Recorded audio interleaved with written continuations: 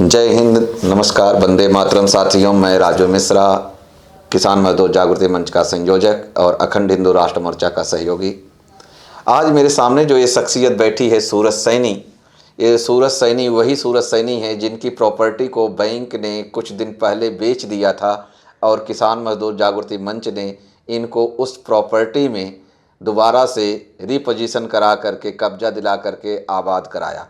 लेकिन विडंबना देखिए कि आज इसी सूरज सैनी को, जबकि यह व्यक्ति केस लड़ रहा है, मामला माननीय हाई कोर्ट जयपुर में विचाराधीन है, उसके बावजूद भी हमारे देश की, खास करके अगर हम बात करें राजस्थान दौसा की, तो राजस्थान दौसा के प्रशासन जो है ये हाई कोर्ट से, खास करके पुलिस डिपार्टमेंट जो है हाई कोर्ट से ऊपर की पदवी लेकर के बैठे हुए हैं और वो किस तरीके से हाई कोर्ट को इग्नोर कर रहे हैं और इस गरीब आदमी को इस तरीके से प्रताड़ित कर रहे हैं। सुनते हैं सूरज सैनी की कहानी और सूरज सैनी की ही जुबानी।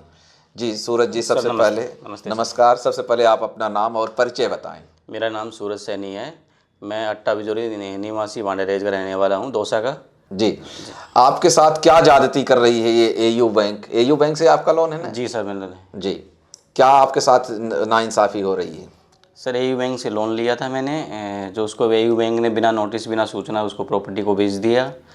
और बेचने के बाद सर हमारा जो मामला है हाई कोर्ट चल रहा है, उसके बावजूद भी प्रशासन वगैरह जो सामने वाली पार्टी है, जो बैंक है, उन पर प्रशासन के जरिए हम पर प्रेशर बना रही है। मतलब आपका कहने का ये है कि जिसने उस प्रॉपर्टी को खरीदा, जिस व्यक्ति ने मिली भगत करके बैंक के साथ साठ गांठ करके, यहाँ पे आपको एक चीज़ और बताऊं कि इसकी प्रॉपर्टी के ऑनलाइन ऑक्शन लगाया गया था, लेकिन ऑनलाइन ऑक्शन को रुकवाने में किसान मजदूर जागृति मंच कामयाब हो गया। तो बैंक से मिली भगती करके बैंक मैनेजर ने चंद रुपयों के लालच में, या कुछ भी, कोई भी उनका लालच रहा होगा, जो करोड़ों की प्रॉपर्टी को चंद सिक्कों में, यानी 16 लाख रुपए में बैंक ने इस गरीब आदमी की करोड़ों की प्रॉपर्टी को कौड़ियों के भाव में बेच दिया।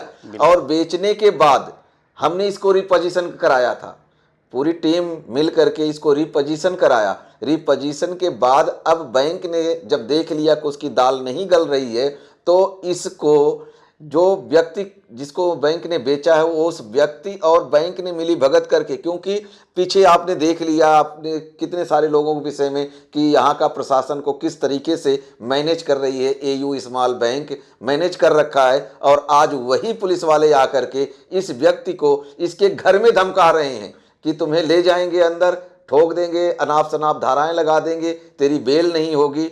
इस तरीके से ये आ रही, और ये सारी बातें सूरज सैनी ने मुझे बताया है, तब मैं बता रहा हूं। क्यों सूरज सैनी, ये सही है? बिल्कुल सही बात है। मैं इसलिए ये चीज बोल रहा हूं कि ये व्यक्ति घबराया हुआ है, और घबराने के बाद ये जब दोबारा संगठन के सामने अपनी बात रखा, अभी सर 15 तारीख को भी पुलिस वाले आए थे, 3 जने, मम्मी और मिसेज वगैरह वहाँ दुकान पे थी, तो उनको भी उन्होंने बोला कि तुम जेल जाओगे और ये प्रॉपर्टी 5-7 दिन के अंदर खाली कर देना। हमने उनको बोला कि सर हमारा भी हाई कोर्ट चल रहा है, जब तक कोर्ट से कुछ होगा नहीं, जब तक हम कुछ नहीं कर सकते।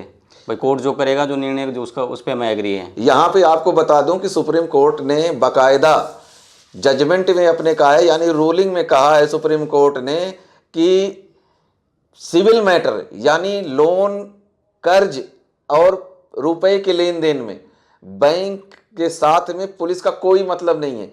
पुलिस इंटरफेयर नहीं कर सकती सिविल मैटर में, पुलिस किसी तरह की कोई इंटरफेयर नहीं कर सकती है। तो इसके केस में, यानी जो पुलिस वाले आकर के ये धमकी दे रहे हैं, वो सुप्रीम कोर्ट से भी ऊपर हो गए।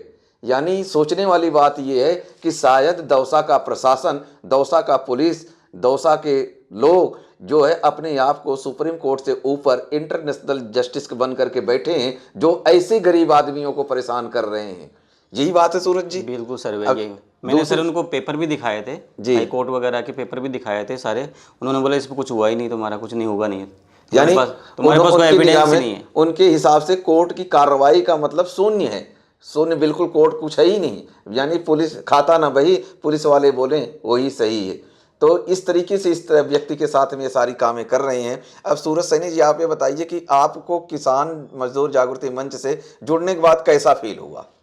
सर अच्छा फील हो रहा है, लग रहा है कि प्रॉपर्टी अपनी मिल जाएगी और आगे हम आने वाले कल कोर्ट से भी जीतेंगे।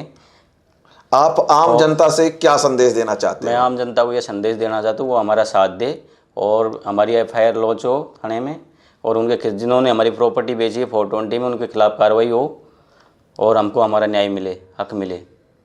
किसान मजदूर जागृति मंच के लिए कुछ कहना चाहते हैं आप?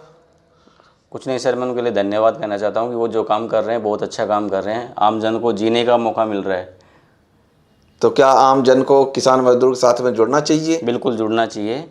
तो ये थे दोस्तों आपके सामने सूरज सैनी जी, जिनका आपने सारा देख लिया, और आपके साथ में इसी के साथ जय हिंद, वंदे मातरम। जय हिंद, जय भारत।